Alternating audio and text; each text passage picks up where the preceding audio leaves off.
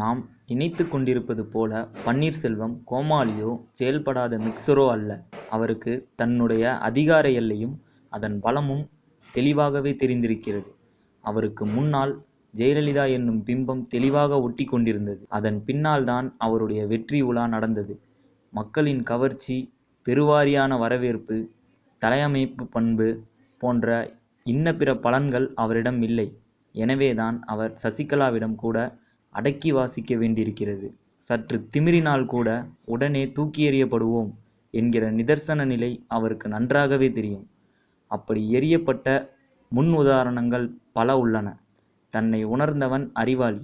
Panneerselvam mixer அல்ல, அறிவாளி. அடுத்த முறையாவது சாதியை பார்க்காமல் பிரபலமான பிம்பமா, வெற்றி பெறும் பிரபலமான கட்சியா என்பதையெல்லாம் பார்க்காமல் வாக்களிப்பதற்காக பணம் வாங்காமல் உங்கள் பகுதியிலேயே உள்ள நேர்மையான, துடிப்பான, செயல்படக்கூடிய தலைவர்களை அடையாளம் காணுங்கள்.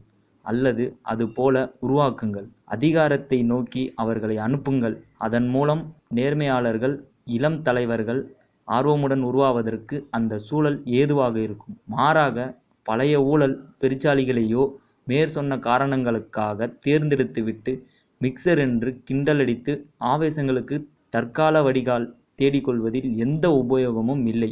இவையெல்லாம் சாத்தியமாகாத வரை உண்மையான மிக்சர் பொட்டலங்கள் பன்னீர்செல்வங்கள் அல்ல, நாம் தான். சினிமா மற்றும் அரசியல் செய்திகளை உடனுக்குடன் தெரிந்து கொள்ள subscribe to today cinema. Today cinema நேயர்களுக்கு நன்றி, வணக்கம். Please subscribe to today cinema.